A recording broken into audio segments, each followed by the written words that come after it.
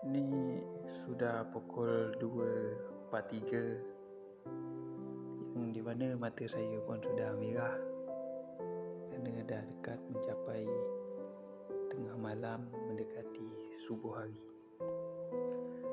Saya terkenang ketika saya awal pertama kuliah. Saya memang waktu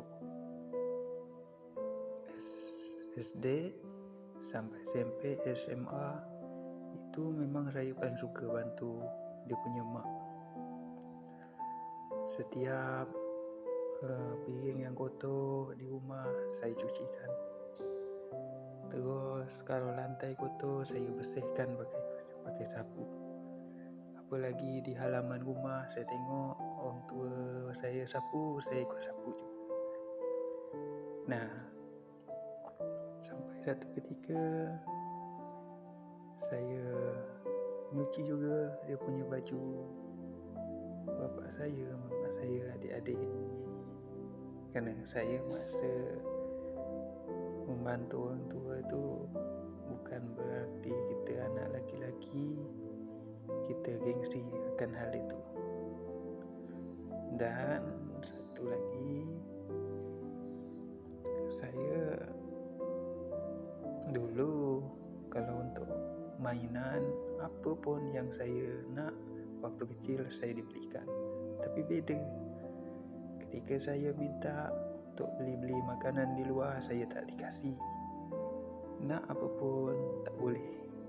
Mungkin kerana orang tua tak nak saya sembarang makan yang ada di luar.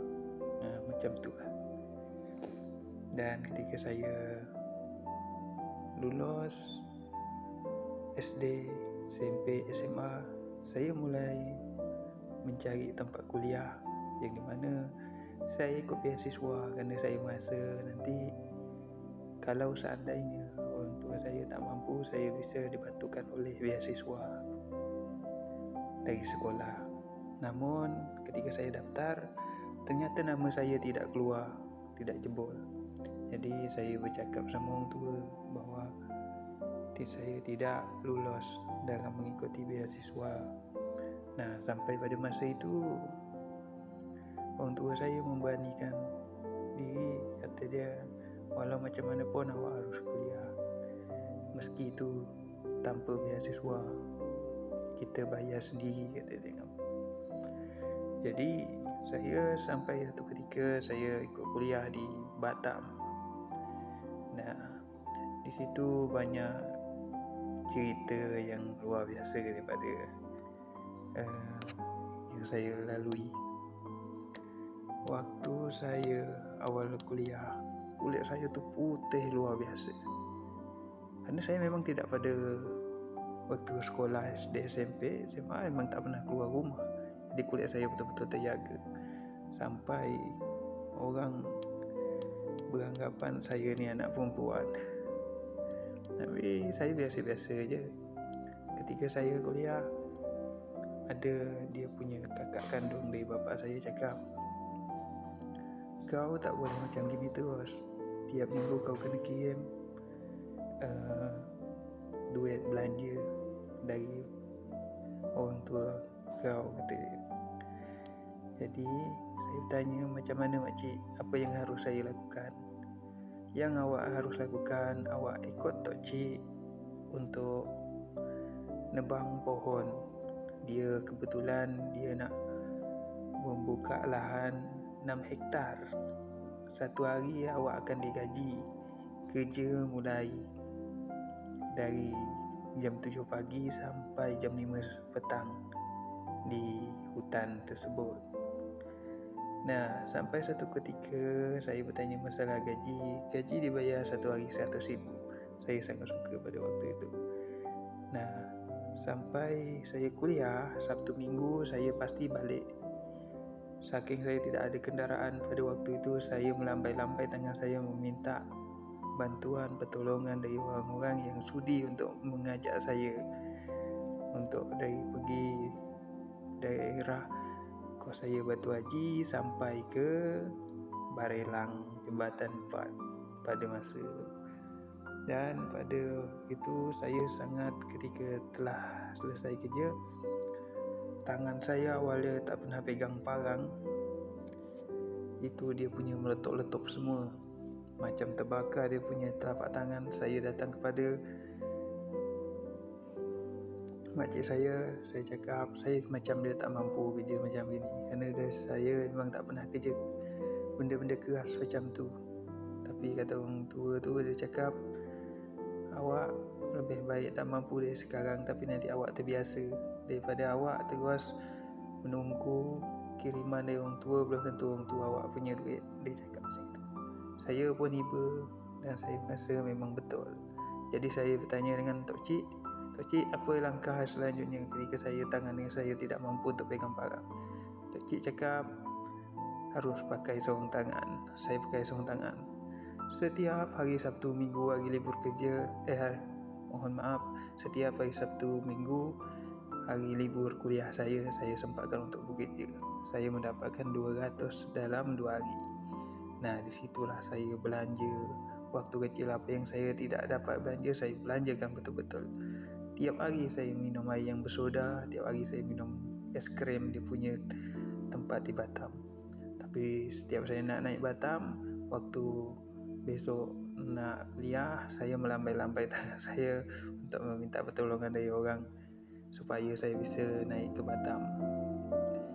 Nah, liku-liku setiap semester saya, alhamdulillah, saya meminta kepada kawan saya nak minta tolong masukkan saya kerja pasar ikan.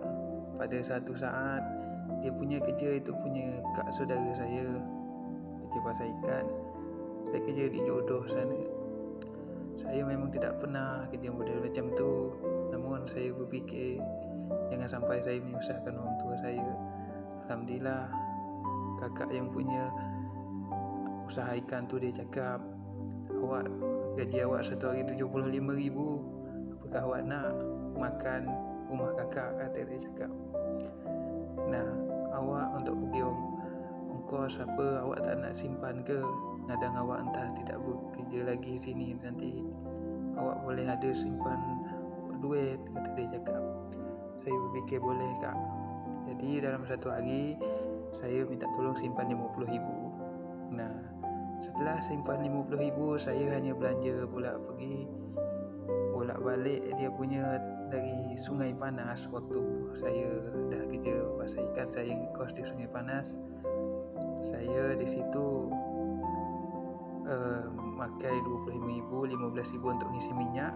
Pada saat itu motor saya Satria Boeing, motor kopling yang kuat makan minyak itu. Tapi laju, saya sering ngeber-ngeber di tengah jalan.